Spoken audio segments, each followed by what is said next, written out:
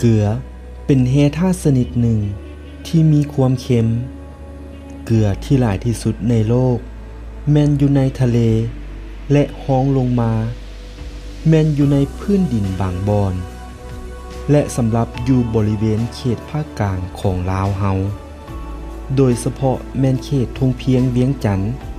ในพื้นดินที่ประชาชนอาศัยอยู่แม่นมีเกลืออยู่จำนวนมหาศาลซึ่งแต่ละบ่อนนั้นก็มีรสชาติที่แตกต่างกันเกลือเป็นแร่ธาตุหนึ่งที่มีความสำคัญต่อชีวิตของคนและสัตว์เป็นอาหารบริโภคของคนที่ขาดบ่ได้ในแต่ละวันผ่านมาประชาชนได้ขุดค้นนำไส้มาดนนานหลายร้อยปีแต่ก็ยังบ่มีวันบกแห้งในปัจจุบันเกลือเป็นของที่หาได้ง่ายและราคาก็บ่แพงจนเฮ็ดให้หลายคนบ่ค่อยแนมเห็นถึงความสำคัญของเกลือเพราะเท่าใดความจริงแล้วเกลือมีความสำคัญต่อชีวิตและความเจริญของมนุษย์มาโดยตลอดเรื่องราวของเกลือทั้งในอดีตและปัจจุบันซึ่งเป็นเรื่องที่น่าสนใจบ่น้อยเนื่องจากเกลือเป็นสารชนิดหนึ่งที่ร่างกายของคนเฮาจะขาดบ่ได้เพราะเกลือทำหน้าที่ควบคุมปริมาณของน้ำในร่างกายซึ่งรวมทั้งน้ำที่อยู่ในจุลังต่างๆเลือดและความดันเลือดน้ำอีกความเป็นกรดหรือด่างในร่างกายก็ควบคุมโดยเกลือเส้นเดียวกันเกลือที่เฮากินเข้าไปเมื่อฮอดลำไส้น้อยจะซึมเข้าเลือดแล้วกระจายไปตามส่วนต่างๆของร่างกายในที่สุด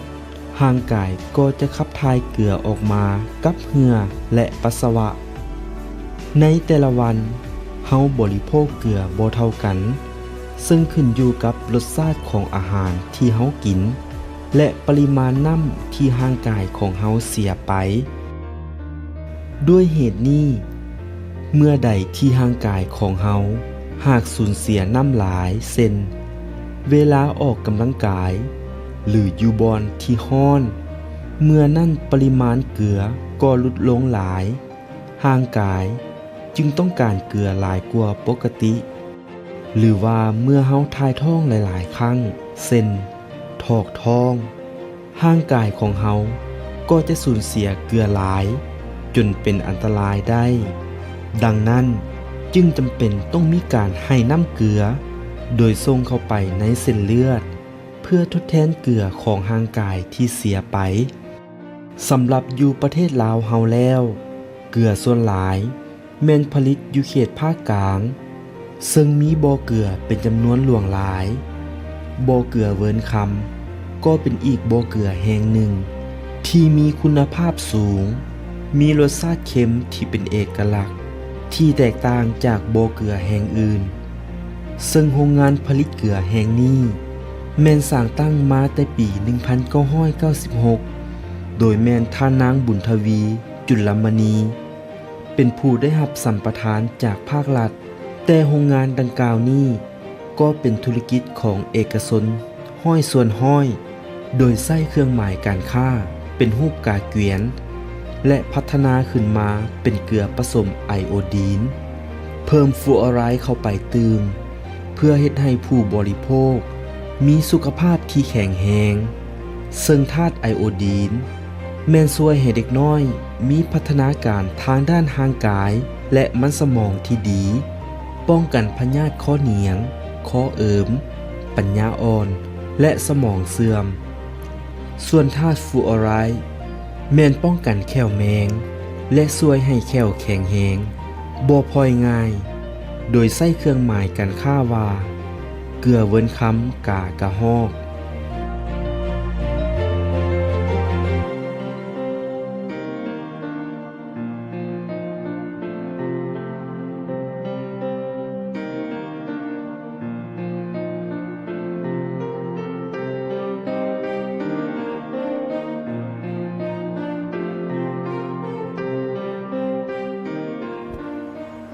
สบายดีข้าพเจ้าชื่อบัวศรีศิริพล หน้าที่รับผิดชอบที่นี่เป็นรองอำนวยการโรงงานผลิตเกลือเวิร์นคำรับผิดชอบหน้าที่ก็แม่นเรื่องการตลาดเป็นหลักๆแล้วก็เรื่องบุคลากรแล้วก็เฮ็ดเวียกทั้งบริหารการเงินถือว่าครบวงจรเนาะข้าพเจ้ากับโรงงานข้าพเจ้าเนี่ยก็เริ่มมาหลายปีแล้วประมาณอยู่20 ปีแล้วผ่านมาข้าพเจ้าก็ได้ผลิตเกลืออยู่2-3 แบบแล้วมาลงเลิกอยู่ปี1995แล้วมันข้าพเจ้ามีผลิตภัณฑ์ตัวใหม่ออกมาก็เป็นเกลือกากระหอกเกลือกากระหอกนี่มันเป็นเกลือฟูโอไลด์คืออย่างฟูโอไลด์ก็คือว่ามันเฮ็ดให้แข้วแข็งแรงเพราะว่าประชาชนภาคพื้นอาชีของนี่มันขาดเรื่องฟูโอไลด์ให้แข้วผุแล้วเกลือฟูโอไลด์ตัวนี้มันจะไปเคลือบแข้วให้แข้วแข็งแรงแต่ว่าประชาชนส่วนหลายก็บ่เข้าใจเรื่องเกลือตัวนี้เพราะว่าเฮาเฮ็ดออกมาก็3-4 เดือนละก็ยังบ่เข้าบ่ออกเพราะว่าเฮาก็คิดว่าประชาชนเฮานี่ยังบ่ทันเรื่องเกลือตัวใหม่กาตัวใหม่แต่ทั้งหมดทั้งมวลนี่เป็นเจ้าเดียวกับเวิร์นคำเป็นผู้เฮ็ดอันเดียวกันในคือกันแต่ว่าเสริมไปพวกฟูโอไลด์เข้าไปมีทั้งไอโอดีนมีทั้งฟูโอไลด์ถือว่าซื้อหนึ่งก็ได้2 แนวเนาะในตัวเองมันนะอันนี้ข้าพเจ้าคิดว่าประชาชนนี่คือที่ฮู้ดีบัดนี้เพราะว่าเฮาได้เฮ็ดเกลือตัวนี้ออกมาเพราะว่าเกลือตัวนี้เนี่ยเฮาเริ่มที่ลงลึกอยู่แข่งหลวงพระบางเพราะว่าเฮาศึกษาเบิ่งเขตนั่นประชาชนยังแข่วผู้เพราะว่าขาดฐานฟูโอไลด์นี่แหละเพราะว่าในเดือน11-12นี่แหละของปีนี้นะเฮาจะได้ลงลึกภาคการตลาดอย่างใหญ่เพราะว่าจะไปเปิดโตเรื่องเกลือตัวนี้เพราะว่าเห็นว่าประชาชนส่วนหลายกันยังบ่ฮู้เนาะก็กินมีเกลือก็คือกินแล้วก็ตัวใดที่ว่ามันดีกับบ่ฮู้แล้วก็อยากกินแต่แบบเก่าเนาะแบบเก่าแบบใหม่ออกมานี่คือว่ามันขนมบ่อันนี้มันเกลือเนาะอันนี้เนาะเกลือเฮาเปิดเป็นหยังเฮาจึงใส่เกลือมันเป็นกากกระหอกนี่เฮาก็ศึกษาเบิ่งว่ากระหอกนี่มันแข้วมันแข็งแรงแล้วเลยมาใส่ตัวนี้เป็นโลโก้ของมันแต่มันเจ้าเดียวกับเกลือเวิร์นคำนี่เองเฉพาะรสชาติของมันนี่นะกะบ่ต่างหยังกันแบบเดียวกันเพราะว่าเฮาไปเสริมนี้ตัวนี้บ่มีกลิ่นบ่มีสีเรื่องฟูโอไลด์ไอโอดีนบ่มีกลิ่นบ่มีสีแล้วก็แม่นรสชาติอันเดียวกันปรับเลยก็บ่มีหยังหลายราคานี่ธรรมดาราคาของเพิ่นนี่สิสูงกว่าแต่ว่าเขาขายลดราคาเพราะว่าแนะนำสินค้าเพราะว่าขายตัวเฉพาะเกลือกระหอกนี่เกลือกระหอกนี่ตัวหนึ่ง2 ล้านแต่เกลือกาเกียรนี่2.8 ล้านแต่ทั้งจริงตัวนี้มันจะสูงกว่าเพราะว่าคุณค่าทั้งอาหารมันสูงเฉพาะเกลือเฮานี่กาเกียรกับกากระหอกนี่ถือว่ามีขายทั่วประเทศแต่มีขายทั่วประเทศแล้วเขาก็ลงเลิกก้นโมเลยมันเกลือกาเกียนนี่ลงเลิกใส่แข่งหลวงพระบางก่อนเป็นเมืองมรดกเขานี่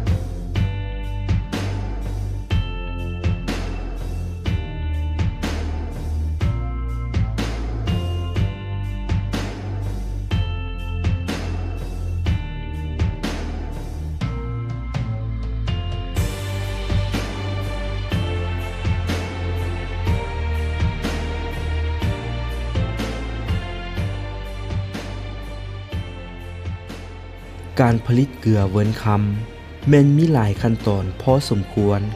เริ่มจากขั้นตอนทำอิฐแม่นดูดเอาน้ำเค็มจากหูเจาะที่มีความเค็มระหว่าง20 หา 26 หัวหน่วยความเค็มโดยผ่านขบวนการตองให้สะอาดวิศาการได้ติดตั้งอุปกรณ์ที่เป็นจักรปั้มลมขนาด25 แห่งม้าดูดเกลือขึ้นมาโดยจักรดูดจะเฮ็ดเวียกด้วยระบบอัตโนมัติ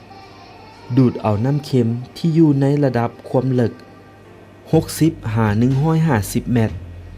น้ำเค็มที่ได้แม่นถูกนำมาพักไว้ที่อ่างก่อนจะแจกจ่ายไปสู่บอนต้มและบอนตากด้วยระบบทอส่งจากนั้นพนักงานประจำอยู่โรงงานจะนำน้ำเค็มไปต้ม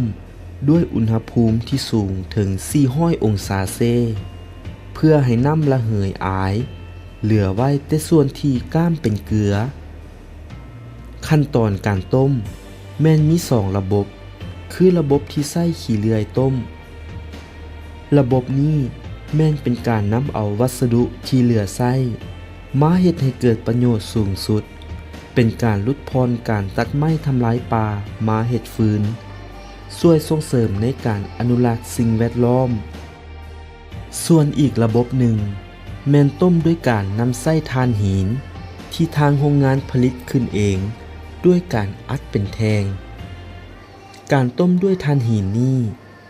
แม่นจะได้เกลือดอกซึ่งเป็นเกลือที่มีความสะอาดสุดและขาวงามเป็นพิเศษนอกจากนี้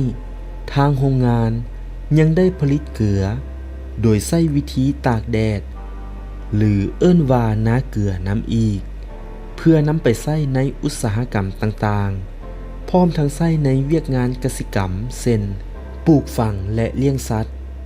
โดยวิธีการเฮ็ดแม่นนำเอาน้ำเค็มใส่ในนาที่เฮ็ดไว้ด้วยความหนาประมาณ 2.5 ซนติเมตรโดยห้องพื้นด้วยถุงพลาสติกแต่วิธีนี้แม่นบ่สามารถผลิตเกลือในยามฝนได้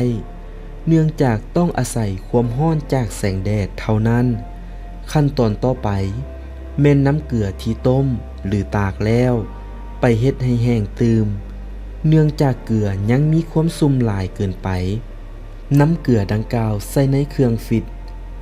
ฟิตนี้คล้ายคือกันกับเครื่องจักรปั่นแห้งของจักรซักผ้าโดยเฮ็ดให้เกลือเหลือความซุ่มประมาณ 4-5 ส่วนห้อยเท่านั้นเกลือที่ได้ต้องนำไปผสมกับธาตุไอโอดีนในปริมาณ 85 กรัมต่อน้ำสะอาด 2 ลิตรฉีดพ่นใส่เกลือลงไปตามสูตรมาตรฐานที่กระทรวงสาธารณสุขวางออกโดยให้มีค่าอยู่ที่ 40-60 ppm และยังต้องผสมกับฟลูออไรด์ตืมอีกผลิตภัณฑ์เกลือก่อนจะนำไปหุ้มห่อต้องได้ผ่านห้องวิจัยก่อนโดยทีมนักวิจัยจะเก็บเอาตัวอย่าง15 รายการเพื่อซุ่มหาค่าของไอโอดีนและฟลูออไรด์ที่ได้มาตรฐานจึงสามารถหุ้มห่อได้และส่งให้กับลูกค้าเพื่อวางจำหน่ายและบริโภค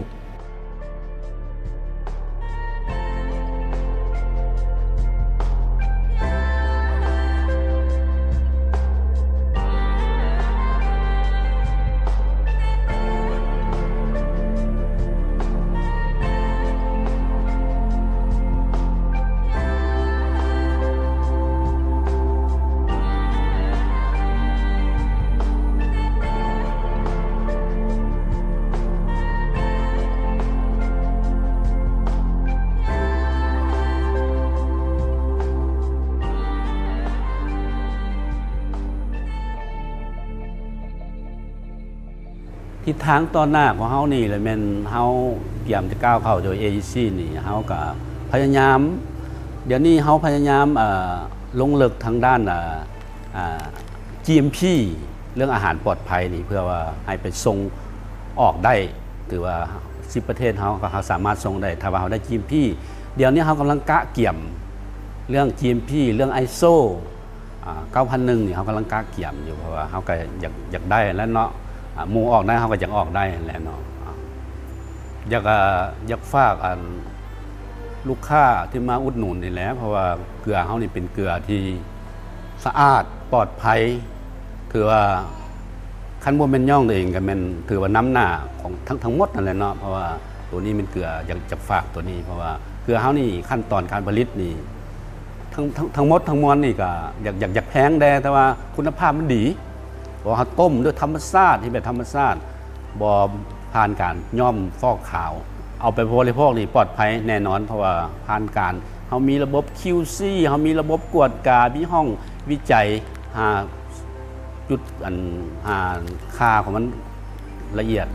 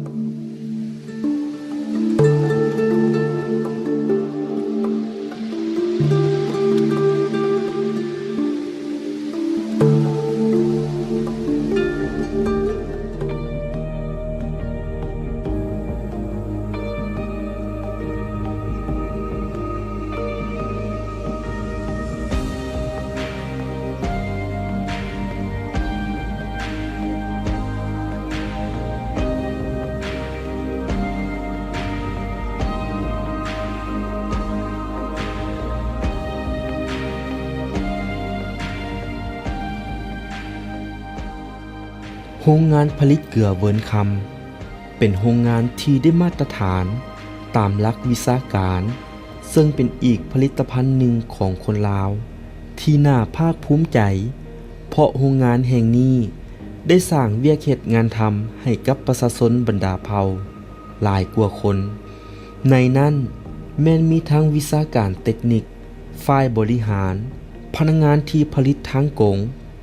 พนักงานผลิตทางอ้อม นอกจากนี้ทางด้านระบบการจัดตั้งก็ยังมีพรรคกรรมบาล มีสัญญาแห่งงาน สัญญารวมหมู่ และกฎระเบียบต่างๆของโรงงานอย่างมีระบบ ด้านผลิตภัณฑ์เกลือเวิร์นคำแม้นมีจำหน่ายอยู่ทั่วประเทศบ่ว่าจะเป็นเกลือเวิร์นคำกาเกวียน และเกลือเวิร์นคำกากระหอก ซึ่งทั้งสองผลิตภัณฑ์นี้แม่นผลิตจากโรงงานเดียวกัน ดังนั้นผู้บริโภคสามารถรับประกันได้ถึงความปลอดภัย สะอาดถูกหลักอนามัยสำหรับเกลือไอโอดีนผสมฟลูออไรด์กากระหอกนี้แม้นได้รับการแนะนำโดยกระทรวงสาธารณสุข สมาคมทันตแพทย์ลาว และองค์การช่วยเหลือด้านทันตกรรมสากล ซึ่งสนับสนุนโดยสถานเอกอัครราชทูตฝรั่งจึงนับว่าเป็นเกลือที่มีคุณภาพที่สมควรแก่การบริโภค โดยเฉพาะแม่นเด็กน้อยที่กำลังเติบใหญ่เพราะฟลูออไรด์แม่นช่วยในการป้องกันแคลแมงได้ดีที่สุด และไอโอดีนก็ช่วยพัฒนาทางด้านร่างกายและมันสมอง ป้องกันข้อเหนียงข้อเอิมสมองเสื่อม ดังนั้นในทุกครัวเรือนจึงควรมีไว้เพื่อปรุงแต่งอาหารในแต่ละคาบ โรงงานผลิตเกลือเวิร์นคำแห่งนี้ในแต่ละวันแม้นมีรถเข้ามารับซื้อเกลือเป็นจำนวนหลวงหลาย เพื่อนำไปขายต่อในขอบเขตทั่วประเทศ จึงเป็นการกระจายรายได้ไปสู่แต่ละท้องถิ่น สร้างผลกำไรให้แก่แม่ค้าที่นำไปขายต่อ ท่านใดหากสนใจอยากมาเบิ่งการผลิต หรืออยากมาซื้อเกลืออยู่โรงงานก็สามารถมาได้ โรงงานตั้งอยู่บ้านสามสะอาดเมืองไซธานี นครหลวงเวียงจันทน์หรือกายมาทางงอน จะมาเวินคำก็จะเห็นป้ายทางเข้าอยู่กำซ้ายมือ แล้วขี่เข้ามาตามลูกศรที่ซี่บอก หรือจะโทรมาสอบถามได้ที่เบอร์ 020 9936 2107 หรือ 030 466 4016 ได้ทุกเวลา